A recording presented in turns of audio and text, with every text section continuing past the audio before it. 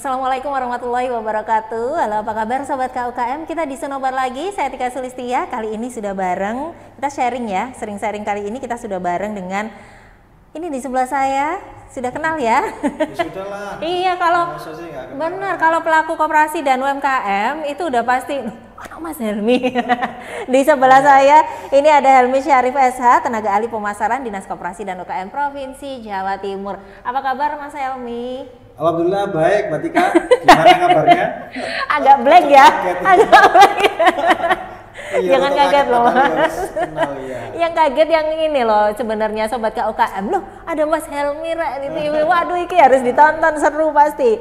Benar, karena kali ini kita akan ngobrolin satu tema yang luar biasa yang sudah banyak sekali atau udah familiar ya di teman-teman koperasi dan pelaku UMKM di Jawa Timur. Ini adalah satu di antara banyak konsep atau strategi pemasaran yang saat ini sudah banyak dipakai juga, yaitu kiat sukses B2B, business to business. Pasti sudah ada yang pernah melakukannya, sudah pasti pernah ya. Dan konsulnya pasti nanti datangnya ke Mas Helmi.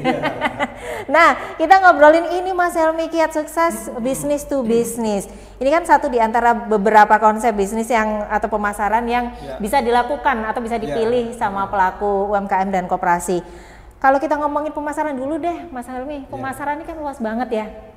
Boleh luas dijelasin? Sekali, luas sekali. Boleh dijelasin dulu sedikit pemasaran hari ini untuk koperasi dan UMKM. Ya baik, terima kasih. Salam sejahtera dulu. Halo, apa kabar teman-teman KUKM? Ya. Sobat KUKM. Sobat KUKM. Ya. Selamat berjumpa dengan saya kembali dan Mbak Tika di Sinau bareng ya. Sudah lama ya, kayaknya berapa puluh tahun gitu ya kayaknya. Saya nggak sinobar sepertinya. Jadinya makanya tadi harus ditata dulu. Ya. Seperti itu. Jadi gini Mbak Tika dan Sobat KUKM, saya kira teman-teman KUKM ini sudah paham lah ya terkait dengan pemasaran itu dan mereka sudah pernah melakukan sebenarnya. Secara tidak sengaja pun mereka sudah melakukan itu. Jadi intinya kan di pemasaran itu bagaimana caranya kita menjual produk kita. Ya.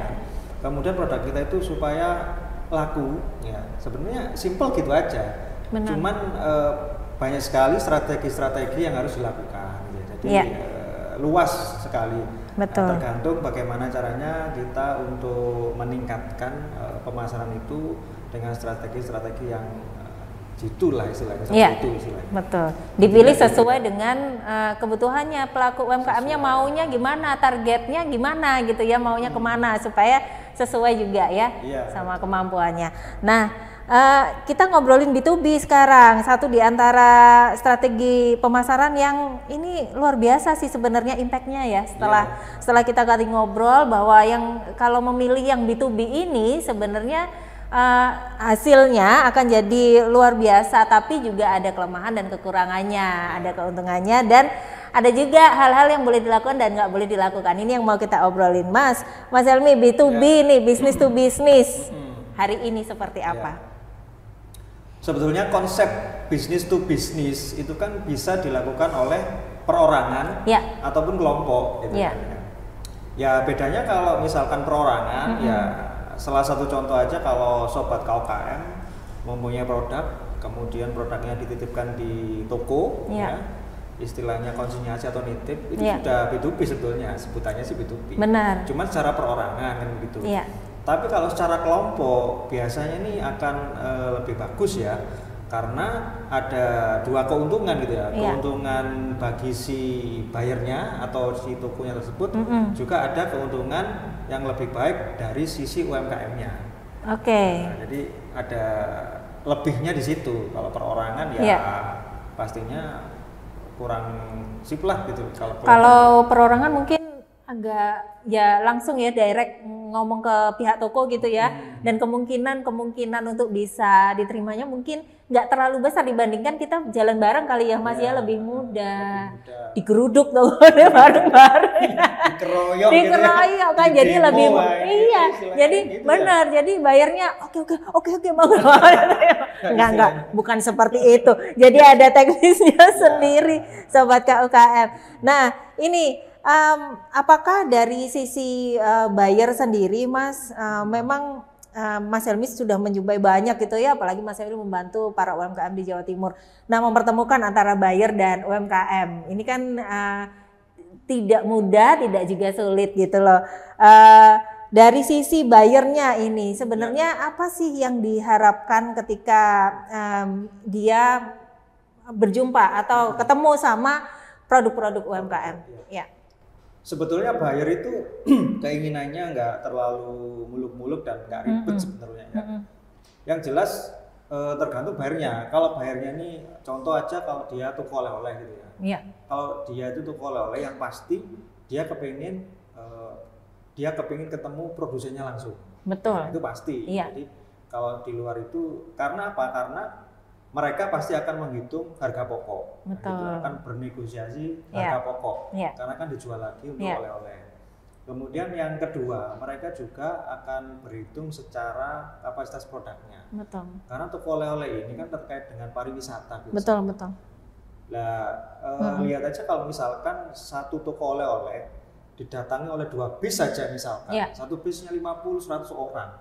Kalau misalkan sobat UMKM ngirimnya cuma 1, 2, 3, 4 bis, ya pasti kosong digeruduk habis gitu kan. Nah, makanya itulah kalau misalkan sobat UMKM B2B secara berkelompok, ya, jadi bayarnya ini mereka akan banyak pilihan.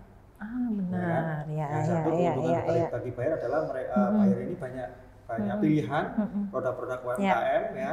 Koperasi juga boleh, nanti kita bahas ya terkait dengan koperasi ini UMKM. Jadi keuntungan buyer itu. Yang kedua, buyer ini bisa, tadi saya sudah sampaikan, bisa bernegosiasi langsung ke produsennya. Ya, kemudian negosiasi harga. Kemudian termasuk kapasitas, kontinuitas dan sebagainya. Nah, itulah keuntungan bagi buyernya gitu ya.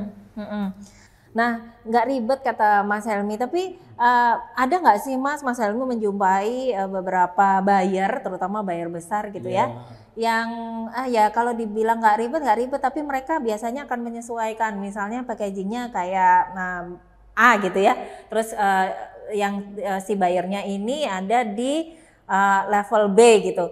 Bisakah packagingnya diganti sesuai dengan toko olah? Itu ada nggak sih Mas menjumpai yang begitu?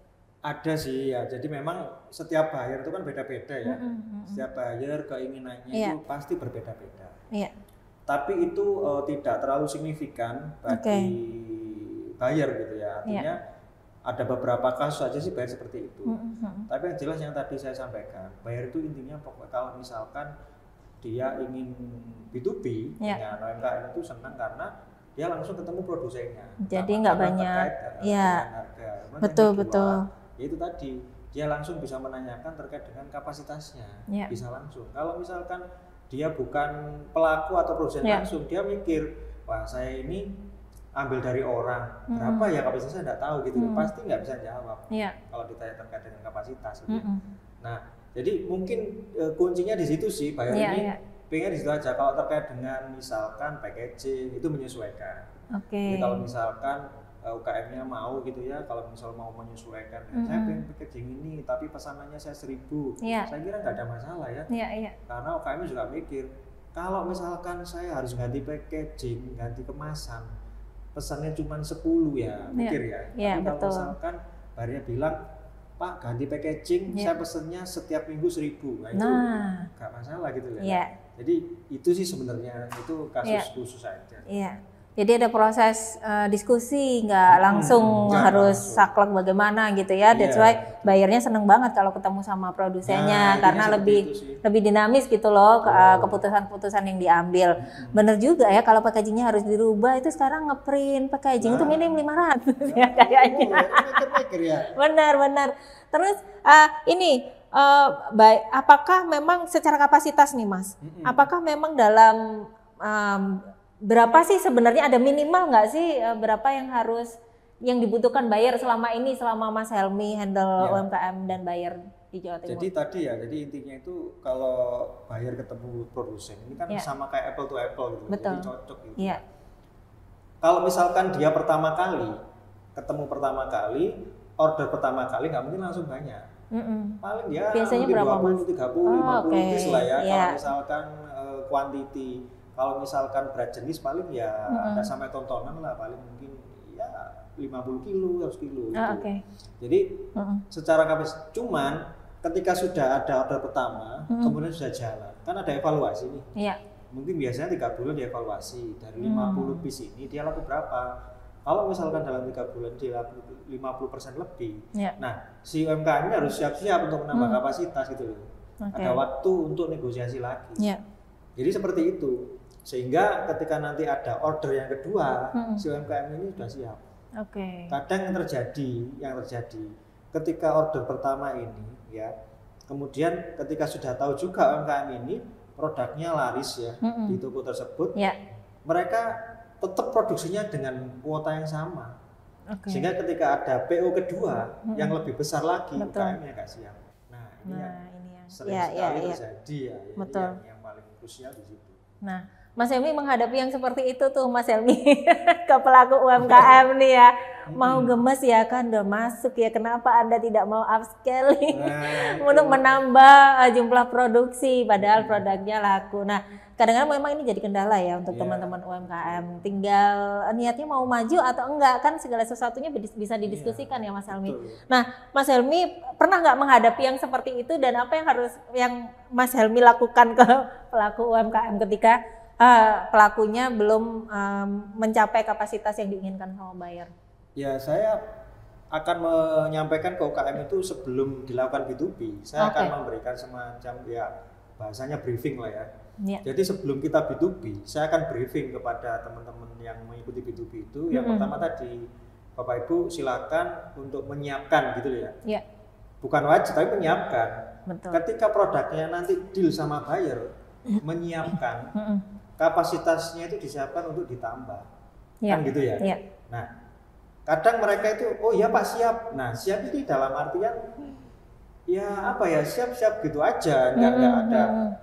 Kalau misalkan gini ya, meningkatkan kapasitas itu kan sebetulnya bisa dari misalkan sisi tenaga kerjanya ditambah, mungkin peralatannya ditambah, mungkin jam kerjanya ditambah, mungkin bahan bakunya juga ditambah, kan begitu kan kan ya. Jadi itu adalah persiapan-persiapan kalau memang sobat UMKM ini dia mau dan mampu untuk meningkatkan kapasitas.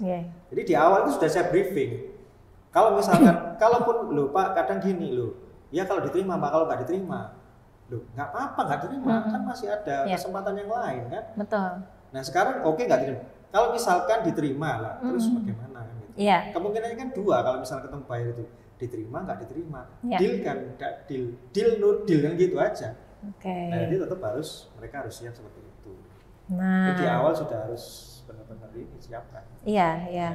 Iya, jadi kalau memang tidak siap untuk komitmen ya, jadi kalau sudah, apalagi sudah gitu itu pakai, nah boleh diceritain nggak sih Mas stepnya secara teknis tuh bagaimana ketika misalnya Mas Helmi membantu para UMKM ini ketemu dengan buyer gitu, ada step-step yang dilewati atau ada nggak sih semacam MOU ketika oke ya sudah deal dengan brand A, milik produk A begitu, ada juga semacam MOU dengan buyer atau bagaimana Mas? Teknisnya dulu deh, step yang harus diikuti sampai ketemu buyer. Jadi gini, sama sih secara global ya, pemasaran itu kan kalau misalkan di awal pemasaran kita UMKM ya sama buyer, itu kalau misalnya pertama kali bertemu pasti mereka akan ngobrol ya. Ngobrol itu artinya UMKM harus menunjukkan langsung produknya ini. Nah ketika sudah menunjukkan langsung produk ini, buyernya melihat dari penampilan pertama kali kan gitu, dari penampilan. Kemudian kalau itu makanan minuman pasti dirasakan.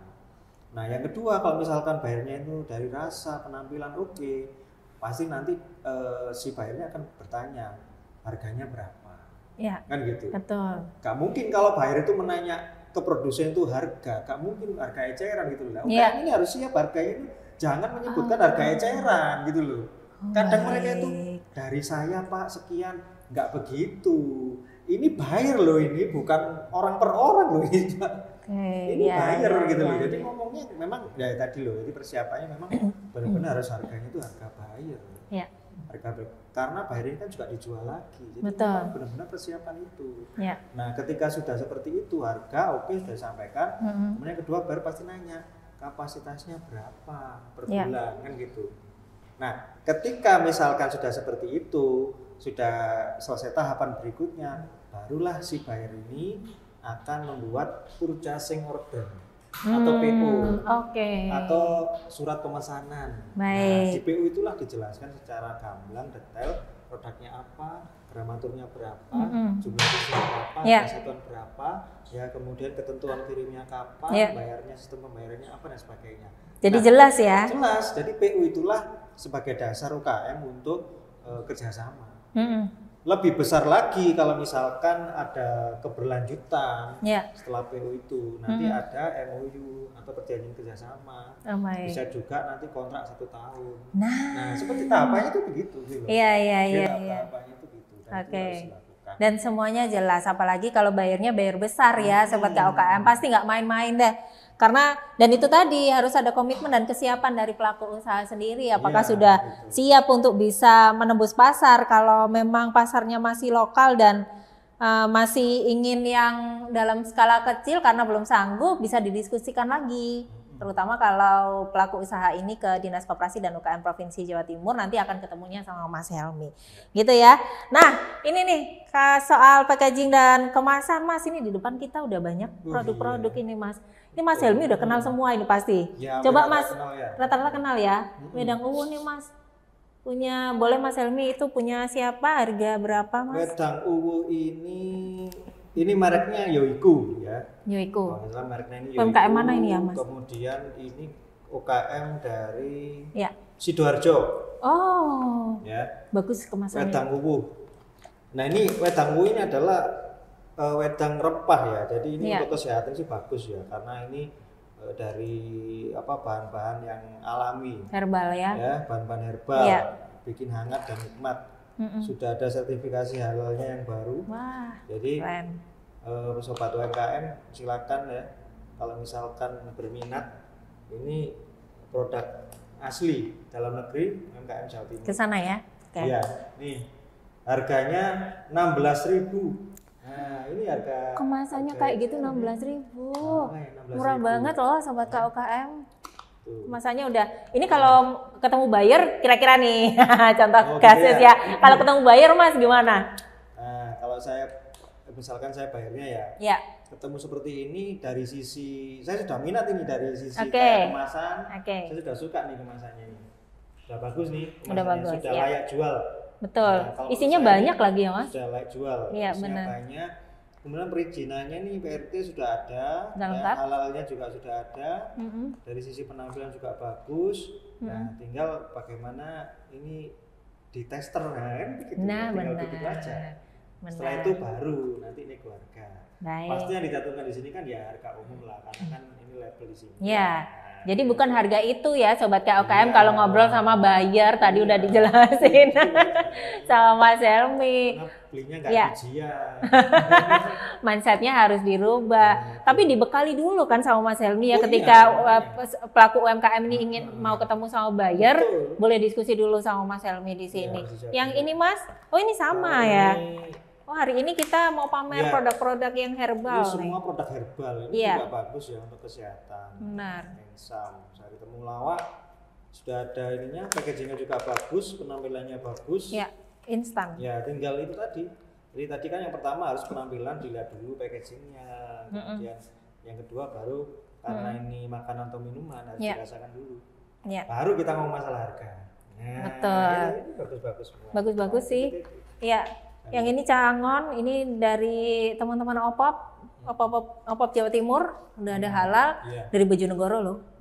Bojonegoro produktif, wah luar biasa ini, udah enak. Ini kopi secang, secang murni. Jadi kalau agak langka ya, yang ini ya. Jadi enak kalau misalnya. Ini juga dari Jawa Timur ya? Iya. Maksudnya UMKM ya? UMKM ya Mas. Boleh diminum atau dipajang aja? Enggak, ini boleh diminum loh Mas. Ini boleh diminum sambil monggo.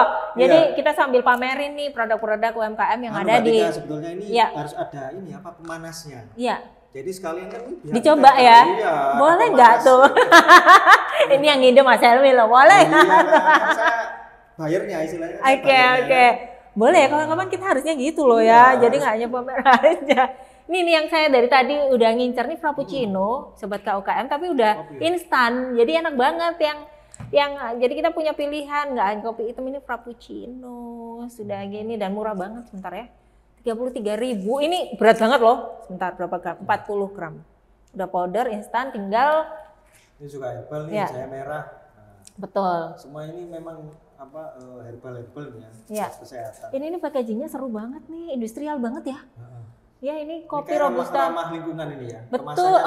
Karena kertas ya. Nah, ya gitu ya kalau. Ramah lingkungan. Wah gitu loh ya, kalau tenaga ahlinya pemasaran dinas koperasi itu udah tahu ini larinya mau kemana. Dia pasti dari strategi pemasaran dia pakai campaign ramah lingkungan. Itu soft stylingnya bagus sih. Gitu ya Mas ya. Oke, baik. Nih sekarang kita mau masih tetap bahas soal B2B. Nah, ini apa yang boleh dan tidak boleh dilakukan, Mas? Nah, kadang-kadang kita nggak ini ya, dari sisi UMKM nih, apa yang boleh dilakukan ketika kita menghadapi buyer dan ini nggak boleh, ini udah red flag deh, nggak boleh dilakukan ketika Anda ketemu sama buyer nih apa? Yang boleh dulu deh. Yang boleh dulu? Ya. Yang jelas yang boleh dulu, Sobat UMKM harus boleh pede ya, percaya diri itu harus wajib ya. Karena ini produknya sendiri gitu loh. Terus yang kedua harus benar-benar product knowledge-nya ini harus paham betul gitu loh, product knowledge-nya. Terus kemudian ya. dia juga boleh menyebutkan keunggulan produknya. Gitu. Betul. Ya memang harus begitu ya, boleh untuk. Nah kemudian ketika ini sudah tadi kan sudah saya sampaikan, kalau misalkan packaging oke, kemudian rasa oke, terus bayarnya oh ya udah oke.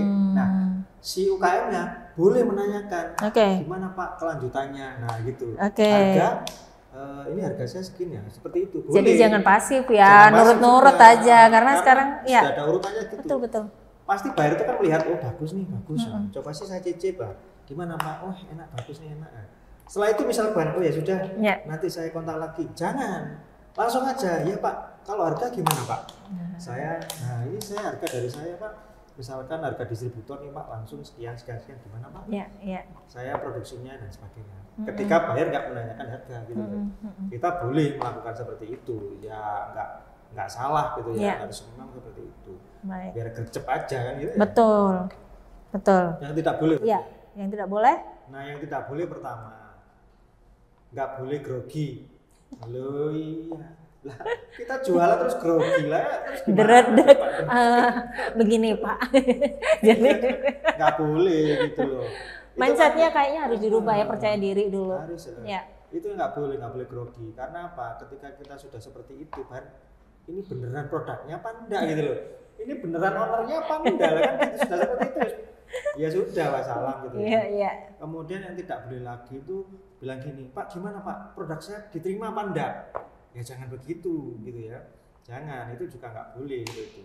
Kemudian Pak kalau misalkan ini jadi ya Pak deal ya, harus dibayar cash loh ya Pak ya.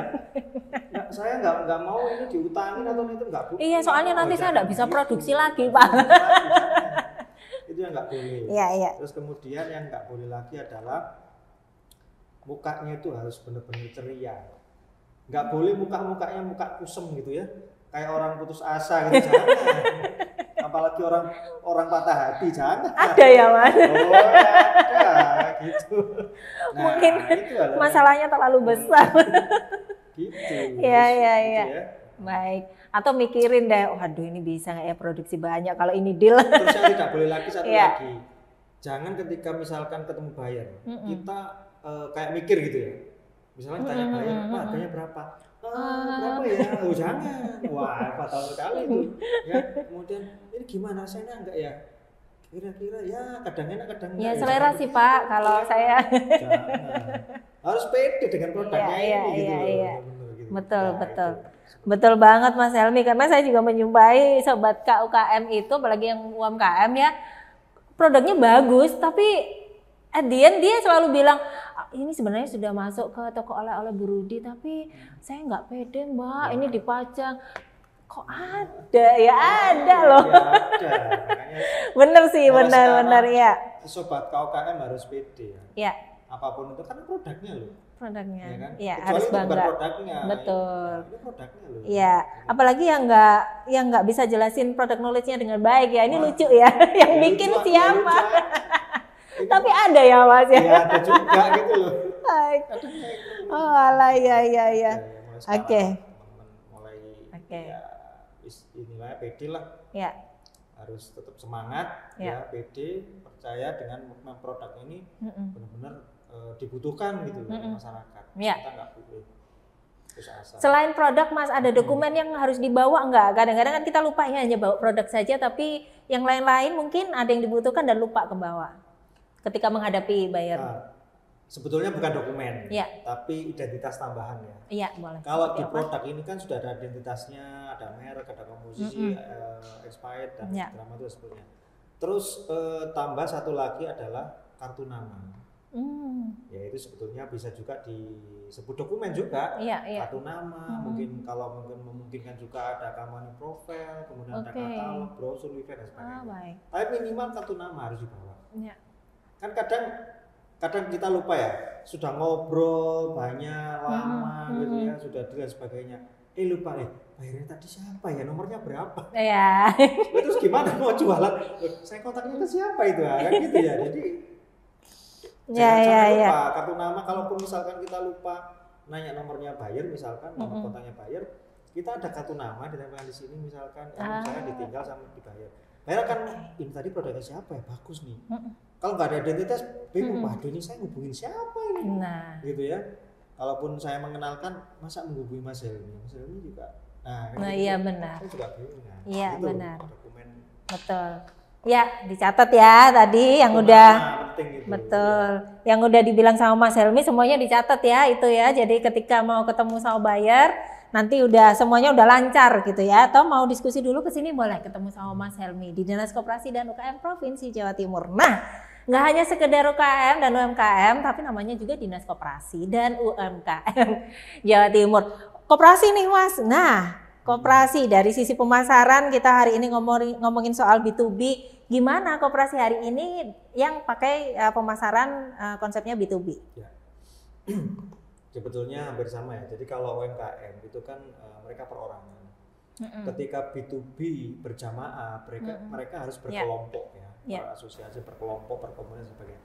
Justru kalau koperasi ini mereka kan sudah punya anggotanya UMKM. Jadi B2B-nya itu juga sudah langsung. Jadi antara koperasi dan buyer sudah langsung, kan anggotanya banyak. Koperasi itu kan minimal anggotanya 20. Ya. 20 minimal kan, atau 40 lah gitu ya. Nah, itu mereka kan sudah punya banyak produk. Betul. Nah, kebetulan koperasi ini juga lembaga yang memang resmi bisnis juga. Sudah dari antara koperasi dan toko ini sudah B2B namanya, B2B berjamaah yang saya sampaikan tadi.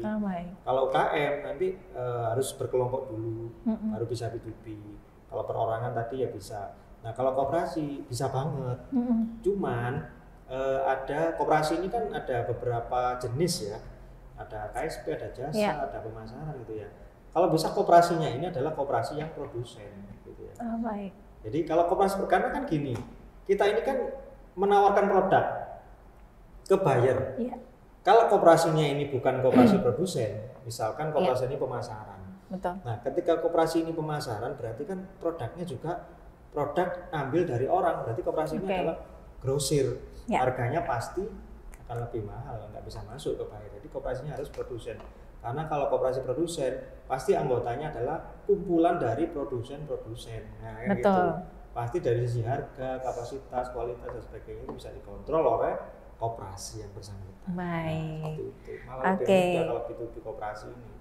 Iya, tapi ya itu ya yang kategorinya adalah produsen, koperasi produsen. Jadi betul, anggotanya adalah produsen, terutama produk UMKM. Nah, itu jadi lebih mudah. Terakhir nih Mas, boleh lagi direview dan dijelasin lagi keuntungannya kenapa kita harus memilih dan bisnis B2B dan tipsnya gimana supaya pelaku UMKM ini sukses menembus buyer-buyer di Jawa Timur, bahkan di Indonesia ya.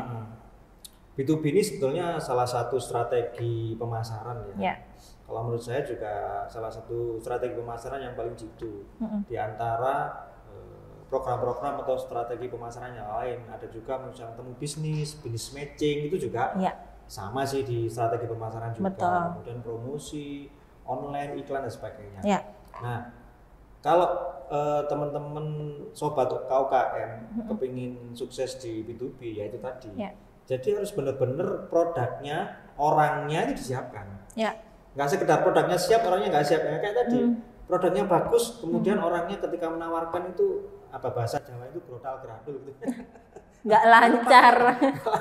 Gitu loh ya. Itu ditambah gemeter. Nervous. Nah, terus yang kedua selain product knowledge, teman-teman atau sobat UMKM yang harus disiapkan mekanisme harga. Jadi jangan sampai ketika ditanya buyer, kita masih mikir kalau ini seberapa ya Pak harganya, sebentar saya hitung dulu loh, jangan. Jadi ketika buyer nanya harganya berapa ini Mas, langsung ngomong per 500 piece harganya 10.000. Sudah selesai. Buyer, oh gitu ya. Berarti mereka buyer kan mikir kalau saya ngambil di atas 500 atau di bawah 500 berarti harganya nggak sampai segitu dan sebagainya. Nah jadi itu yang harus siapkan. Kemudian yang berikutnya ya secara kapasitas tadi. Ya. Syukur-syukur kalau misalkan sudah bisa menghitung misalkan untuk Jawa free ongkir untuk 500 piece. Misalkan, tapi sudah dihitung. Makanya sebelum melakukan B2B itu memang benar-benar harus ada persiapan. Betul. Secara harga ya tadi dari orangnya bisa menyebutkan keunggulannya, kemudian sistem pembayarannya dan seterusnya. Retur apa-apa itu harus disiapkan juga. Betul, betul. Nah itu sehingga ketika teman-teman ketemu buyer sudah langsung. Nah itu kuncinya kalau buyer itu kalau ketika bertemu dengan produsen yang seperti itu, insya Allah potensi dealnya itu lebih cepat. Potensi PO-nya itu lebih cepat turun gitu ya, daripada sebentar Pak saya tanyakan dulu lah kita skip sama pelaku produsen yang lain ya. Nah ngomongin soal B2B, masih dengan B2B ini boleh cerita B2B yang paling terakhir dilakukan atau kemarin ada B2B dengan siapa, kemana Mas, boleh sharing dengan kita kali ya? Oh iya. Yang udah dilakuin. Jadi, saya mau ngomong gue juga nggak enak ya, mau cerita itu juga sungkan gitu. Kenapa Mas, sharing aja ya kan? Ini kemarin yang terbaru, ini ada yang terbaru, Mas Helmi baru B2B. Kebetulan jadi seminggu yang lalu ya, tepatnya seminggu yang lalu itu saya mendampingi teman-teman, kita boleh sebut komunitas nggak ya? Nggak apa-apa ya. Jadi saya mendampingi salah satu komunitas ya, teman-teman untuk melaksanakan B2B ya itu ke Bali. Wow. Seminggu yang lalu masih hangat ya. Jadi nggak tahu bulat aja kalau digoreng hangat ya. Ini masih hangat juga nih B2B Bali. Berapa pelaku UMKM Mas dari Jawa Timur? Jadi B2B Bali ini kita lakukan mandiri loh ya. Jadi artinya mandiri ini teman-teman sobat KUKM ini memang dia bayar gitu ya. Jadi per orang itu ada biayanya. Kemudian kita kerjasama sama pihak travel gitu ya. Tapi untuk bayarnya itu saya yang berkomunikasi ya. Jadi persiapan B2B Bali ini 2 bulan persiapannya. Jadi mulai dari komunikasi ke buyer, kemudian survei ke lokasi bayarnya, kemudian saya ngecek kondisi toko dan seterusnya gitu ya. Kemudian 2 bulan ini persiapannya. Setelah itu saya ngecek produknya teman-teman ini yang mau ikut B2B ke Bali, produknya apa aja. Kemudian saya buatkan katalog yang saya sampaikan ke buyer. Jadi persiapannya juga seperti itu. Lumayan ada perjalanan, rute dan seterusnya, jadwal dan sebagainya, sampai kepada teman-teman ini dokumen apa yang disiapkan, dibawa. Kemudian kesiapan mentalnya juga saya sampaikan ke teman-teman. Nanti kan saya sampaikan. Nah, jadi yang kemarin ke Bali itu kita ke 5 pusat oleh-oleh yang ada di Bali. Gitu ya. Luar biasa. Ya tahu lah ya, pusat oleh-oleh yang terkenal ya. Ada itu. Udah pada kenal ya. Jadi kalau pulang dari Bali ya udah dari sana-sana aja tokonya. Nanti mudah-mudahan kalau misalkan Bapak Ibu pemirsa di sini atau teman-teman sobat UMKM mau ke Bali menemukan produk UKM yang dari Jawa Timur, ya itu mungkin salah satunya adalah hasil dari B2B. Betul sekali. Nah, itu ya. Nah itu ya contohnya seperti itu sih. Ya, lancar ya Mas? Alhamdulillah lancar dan semuanya happy, bayarnya juga happy. Apa ada kendala kemarin? Insya Allah tidak ada, paling kendala macet aja. Karena lagi peak banget ya semua, setelah udah endemi ini udah ke Bali semua.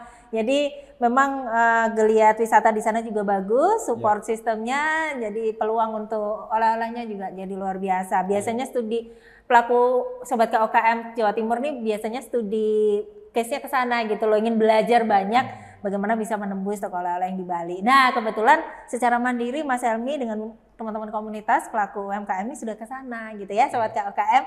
Baik. Mas Helmi, terima kasih. Wah, ini luar biasa. Ada yang mau disampaikan belum kita bahas mungkin terkait dengan kiat sukses B2B untuk pelaku UMKM dan koperasi? Ya, yang jelas begini, teman-teman sobat KUKM ketika ingin melakukan pemasaran, yang jelas harus mempunyai modal. Modal itu nggak harus uang ya. Modal itu apa? Modal itu yang pertama adalah dari sisi kemampuan, dari SDM kita sendiri. Kita harus pede untuk menawarkan produk kita, itu harus pede. Kemudian kita harus menguasai produk knowledge, gitu loh. Nah, kemudian kita juga harus memahami juga untuk strategi harga. Nah, jadi ya dua itu aja yang harus disiapkan teman-teman ketika ingin melakukan pemasaran secara maksimal. Oke, baik. Wah, terima kasih sekali Mas Helmi. Kali ini di Sinobar Kiat Sukses B2B bareng dengan Helmi Syarif SH, tenaga ahli pemasaran Dinas Koperasi dan UKM Provinsi Jawa Timur. Saya mau share, ingatin lagi, jangan lupa di follow ya Instagramnya Dinas Koperasi dan UKM Provinsi Jawa Timur di @dinas_ukm_jatim.